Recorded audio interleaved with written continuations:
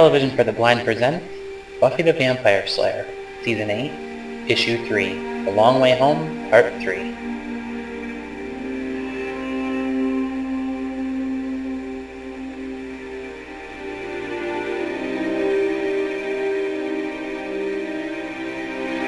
The opening image is of Buffy's Dream Man from issue number 2, still only shown from the neck down and still reaching for her.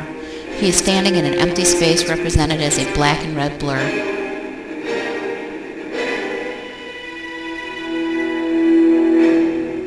My love? He called me my love? Thought Buffy. When we see Buffy's face, she is wide-eyed and staring.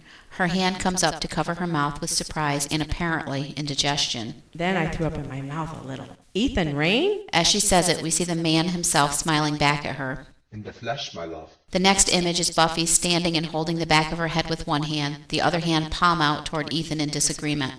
The two of them are alone in a black space now. And again, a slight barflex. You have to stop calling me that. It's an expression, pet. Like pet. Also not okay. How did you get in my dream? From above, we see Buffy grab Ethan by the shoulder as he chooses not to answer. Buffy is definitely upset and confused that he's here, and Ethan is nonchalant. We haven't oodles of time. You're a chaos-worshipping wannabe sorcerer who takes up none, count it, none, of my subconsciousness, which means you forced your way into my dream. I just hitched a ride, and we're not in your dream, but in your dream space. Buffy lowers her head and closes her eyes, apparently already tired of this new development. She puts her right hand up to her brow as if fighting off a mild headache as she asks, Explainly, dream space? The view turns back to Ethan. He is digging his fingers into the blackness around them and pulling part of it back like it was a curtain. Where the opening is appearing, blinding white light is pouring out. In brief, you are always dreaming, every dream, all the time. Even when you're awake, a part of your brain is stirring that brew. Which one you choose to remember in the morning is based off of your wishes, anxieties. In your case, your collective slate of memories and prophecies are mixed in as well. It's a vast and fascinating place. Everywhere you turn, a part of you. As Ethan speaks, Buffy takes his invitation and we see a close-up of her eyes as she looks behind the curtain Ethan has opened. She is squinting and shielding her brow with her hand to look. Want to see? The next image is huge and detailed. In the background there is a magnetic-colored mountain, a volcano, and it's erupting high into the sky. Around the mountain, two trains are chugging up the hill, apparently about to collide in a tunnel through the mountain. In the foreground, three smiling cherubs are watching the center of the scene, and white flowers are open as wooden stakes dangle in midair over them, as if about to stab into them. The center of the image is the most stunning. In the dream, Buffy is being shown she is dressed in a short, white nurse's outfit, like a sex costume, complete with black garter, stockings, and little cap. She even has a Buffy name tag. On either side of her, Angel and Spike are caressing her, both clearly naked. Buffy has an arm hooked through Angel's own arm and has turned her hips toward him. Behind her, she has her other arm reaching up around Spike's neck as he reaches toward the hem of her skirt. All three of them are wrapped around the chest and waist with heavy chains that also serve to conceal Angel and Spike from showing too much. Buffy's eyes are closed in the highly erotic scene. Just as suddenly, the new image is of the actual Buffy in this dream space, frantically pulling the curtain shut in embarrassment. Nah. Oh, no! That's nothing worth. Buffy is standing protectively in front of the curtain, holding it closed, but even as she continues speaking, Ethan is walking away from her. He either wasn't impressed or has already lost any interest in Buffy's fantasy. He may not have seen it. It's just, it's been a slow year. You've been trapped in this space. Not by me. But we've got to move fast if you're going to get any help on the outside, Says Ethan over his shoulder. Alone in the image, Buffy turns back over her shoulder, looking upward with concern. What's going on outside? The next image shown is outside, high above the castle, where we can see the Slayer versus zombie battle still raging both on the castle walls and on the ground below. In midair, however, Willow and Amy are faced off in a flying magical duel. The energy flowing around Willow is green and cloud-like, and she fires energy at Amy. Amy counters it with her own power, and neither gains an advantage. Amy's own magic is represented as angular, blue-white geometric shapes. Both women wear determined expressions, although Amy looks like she's enjoying this fight most. Oh man, this craft is weak. Didn't you almost destroy the world one time? Amy lashes out in front of her with magic energy trailing from her hand.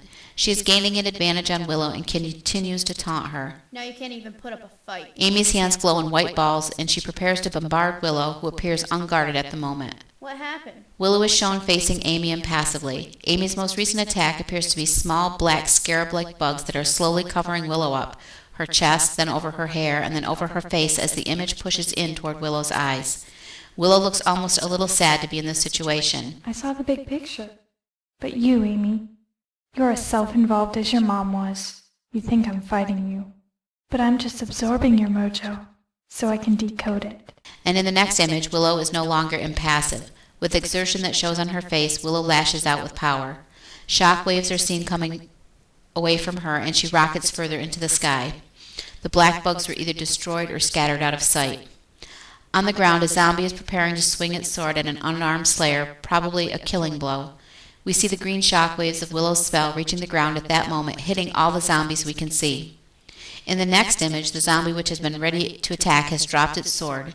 Instead, it's reaching a hand out to the slayer it was about to attack. The slayer looks very confused as the other zombies that can be seen all do the same. "May I have this dance?" asks the zombie. Back in the control room, Xander is pointing at the monitors with both arms like a showman.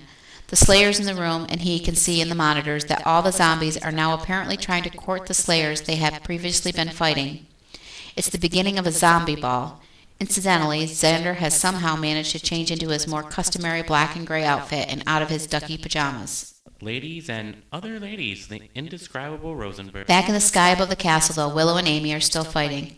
A green and white glow surges around Willow as we see her approaching. The army was the pressing issue.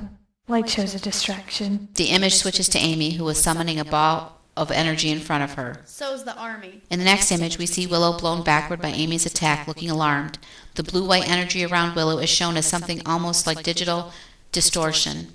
Back in the dream space, Buffy is apparently on her back, staring incredulously around her as she hears a dream version of herself speaking. You're lying. That can't be happening. We see the real Buffy tumbling helplessly downward through space, while Ethan falls as though he has jumped.